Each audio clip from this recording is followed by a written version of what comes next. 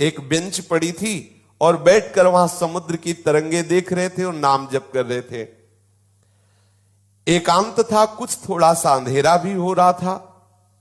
Bench पर बैठे नाम चिंतन करते हुए समुद्र की तरफ देख रहे थे तो अचानक देखा कि बेंच के समीप एक पारसी सज्जन खड़े हुए हैं। सफेद पोशाक, सफेद पाग बांधे हुए ऐसे खड़े हैं। बहुत देर तक भाई जी उनकी तरफ देखते, फिर नाम जप करते, फिर देखते और वो खड़े ही रहे। भाई जी ने सभ्यतावश कहा, साहब बैठ जाइए। अब वो बोले डरिएगा नहीं। भाई जी ने कहा, मैं क्यों डरूंगा? बोले नहीं, मैं कोई आदमी नहीं हूं, मैं प्रेत हूं।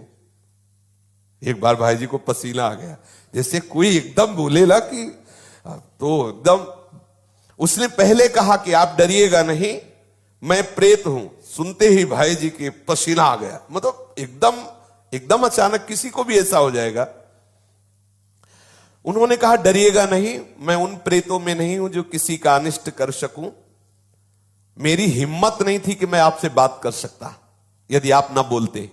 ध्यान दीजिए, एक प्रेत योनि भी है 84 लाख योनियों में, जिनका शास्त्र विरुद्ध आचरण बनता है, धर्म विरुद्ध आचरण बनता है, जो अधोगति को प्राप्त होते हैं। जैसे धुंधकारी के विषय में आया है कि वो प्रेत योनि को प्राप्त हुए थे, भागवत में चल। बहुत से ऐसी गलतियां हैं जो हो जाने के कारण फिर हमें प्रेत योनि मिलती है। बड़ी भयानक कष्टप्रद स्थिति होती है। उसमें बड़े अच्छे भी प्रेत होते हैं, बहुत बुरे भी, बहुत ही भयंकर कोटि के भी होते हैं। और ये स्वयं सृष्टि में कुछ खा पी नहीं सकते। नदियां बह रही लेकिन प्यासे तड़पेंगे, एक बूंद पानी नहीं पी सकते। ये जब पिएंगे जब कभी तुम्हारे ऊपर सवार हो जाएंगे, तभी आहार विहार कर सकते, अन्यथा नहीं। ऐसे तड़पते रहते, चिल्लाते रहते हैं। जब कोई अपवित्र और कर्महीन पुरुष फंस जाता है तब ये उनके ऊपर सवार हो जाते हैं, उनका खून पीते हैं, उनके द्वारा जो जल भोजन आदि पाया जाता है उसको वो ग्रहण करते हैं।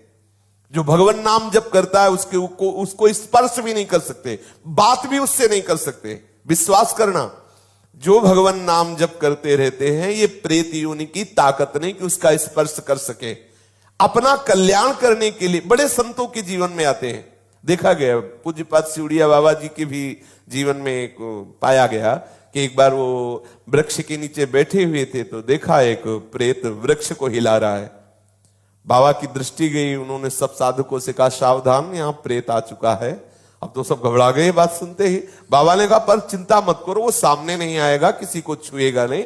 पर वो बड़ा उपद्रव करने लगा, कभी कुटिया में जाकर के पर्दा हिलाना, ऐसे कई तरह के। बाबा ने कहा, चलो फिर यहां से आसन हटा देते हैं, ये करेगा तो कुछ नहीं पर उपद्रव करता रहेगा।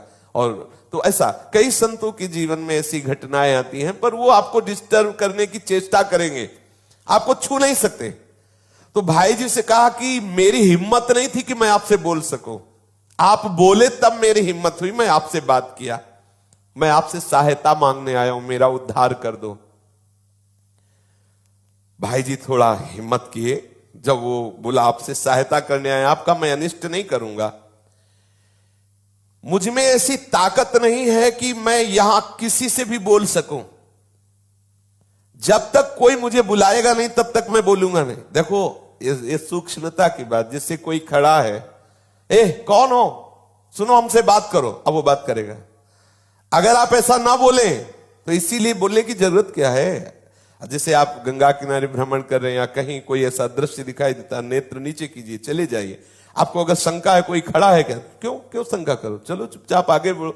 ए कौन है, सुनो बात करो हमसे, तो फिर बात कर लेगा तुमसे।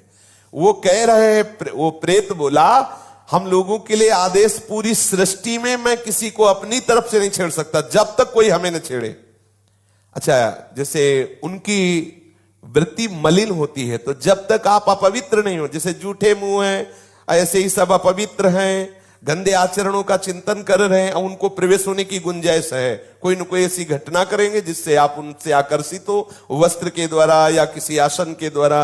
मान लो उनका ऐसा अपवित्र आसन है, अपवित्र वस्त्र है, जिससे किसी भी तरह उनका संयोग होने का है चांस, वो आप में प्रवेश कर जाएंगे। यदि आप नाम जापक हैं, पवित्र रहते हैं, तो कहीं भी भ्रमण करके देखा है, गंगा जी की परिक्रमा जब की तो कहीं भी कोई भी ऐसी घातक क्रिया नहीं। और जबकि जगह जगह स्मशान मिलते हैं, दोपहर में भी रात्रि में भी रुके, कभी ऐसा नहीं, कभी भगवान नाम जापक ऐसा डरे ना, पर अपनी तरफ से किसी से बोलने के लिए नहीं। कोई वस्तु पड़ी हो, कोई पद, ये सब नहीं छूना चाहिए। तुम्हें लगता है कि ये वस्त्र है, ये अटैची है, ये किसी की पर्स है, पता नहीं किस लक्षणों से युक्त है, तुम्हारी हानि कर दे, ऐसा कोई पड़ी हुई वस्तु न छुए, किसी से बोले ना, अपनी तरफ से किसी से वार्ता न करे। ये अगर ऐसे सावधान रहे तो है, प्रकृति में है 84 लाख योनियों में एक योनि, पर कभी ऐसे सहसा किसी को वो आक्रमण करके नष्ट नहीं करते। कोई घबराए नहीं, ऐसा तुमसे बढ़कर वो नहीं है। सबसे बड़े प्रेत तुम हो। यदि आप अपने में रहो तो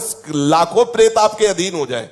आप समझो, जहां यमपुरी की चर्चा आती है तो उन्हें प्रेतराज कहते हैं, यमराज जी को, और समस्त जीवों को प्रेत कहते हैं। भूत सर्वभूत हिते रतसा, भूत ही तो है। देखो ये 5 महाभूत है, नहीं ये भूत थोड़ी, ये महाभूत है। इनमें फंस गए, अब इनसे मुक्त हो जाओ। ये भूत है, परेशान करते रहेंगे। 5 तो लगे ही है, चूक गए तो और ऊपर इनमें छठा भी चढ़ जाएगा, और वो परेशान करता रहता है। इसलिए मैं प्रतीक्षा कर रहा था कि आप बोले तो मेरी हिम्मत पड़े। भाई जी महाराज प्रेत से बोले, तुम क्या चाहते हो? बोले, मेरे पास बहुत सी शक्तियां हैं, मैं कोई साधारण प्रेत नहीं हूं, मुझे गीता याद है पूरी। वैसे तो कहते गीता के श्लोक बोलो तो प्रेत भग जाएगा, वो कह रहा मुझे गीता याद है पूरी।